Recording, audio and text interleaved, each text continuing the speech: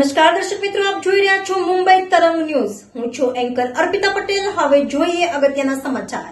અમદાવાદમાં 13 જાન્યુઆરી અને 14 જાન્યુઆરીએ આતંકી હુમલો થવાનો ભયજનક મેસેજ સોશિયલ મીડિયામાં વાયરલ કરીને ગંભીર દહેશત ફેલાવનાર આરોપી કોણ તે અંગે અમદાવાદ ચાંગોદર પોલીસ મથકમાં જાણવા જોગ ફરિયાદ દાખલ થયા બાદ આતંકી હુમલો કરવાના મેસેજ વાયરલ કરનાર યુવક અમરેલીનો શ્રેણિક શાહ હોવાનું જાણવા મળતા અમરેલી એસઓજીએ ગુનો નોંધીને આતંકી હુમલો કરવાના મેસેજ કરનારાને પોલીસ પાંજરે પૂરી દીધો હતો. અમદાવાદમાં 13 અને 14 જાન્યુઆરીએ આતંકી હુમલો થવાની દહેશત ફેલાવનારા સોશિયલ મીડિયામાં જાહેરાત કરનાર સામે અમદાવાદ પોલીસના ચાંગોદરમાં જાણવાજોગ ફરિયાદ દાખલ થયા બાદ પોલીસ તંત્રમાં આતંકી હુમલા અંગે ઝીણવટભરી તપાસ હાથ ધરી હતી, જેમાં સત્યમેવ જયતે, અશોક સ્તંભ અને ગવર્મેન્ટ ઓફ ઇન્ડિયાના લોગો બનાવી મેસેજ વાયરલ થયો હતો.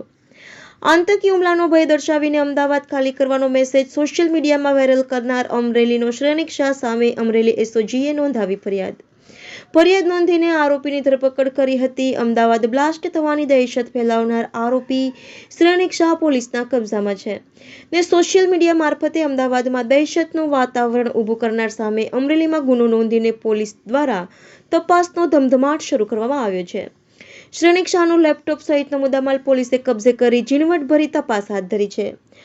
આરોપી શ્રેણિક શાહનો ઈરાદો શું હતો અને શા કારણે આવું કર્યું તે સ્પષ્ટ પોલીસ હજુ નથી જણાવતી, પણ શ્રેણિક શાહ દ્વારા આવા મેસેજ વાયરલ કરવાનો હેતુ અંગે બારીકાઈથી તપાસ શરૂ કરી છે. Reporter Bhavesh Vaghela, city crime.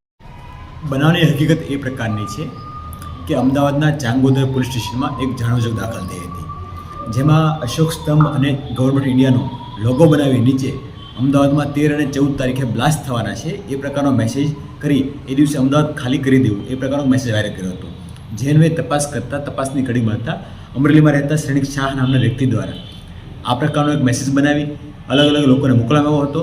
જે અન્વયે શ્રેણિક શાહ સામે આઈપીસીની અલગ અલગ કલમો તથા આઈટેકની કલમો સામે ગુનો દાખલ કરી હાલમાં ધરપકડ કરી આગળની તપાસ ચાલી રહી છે.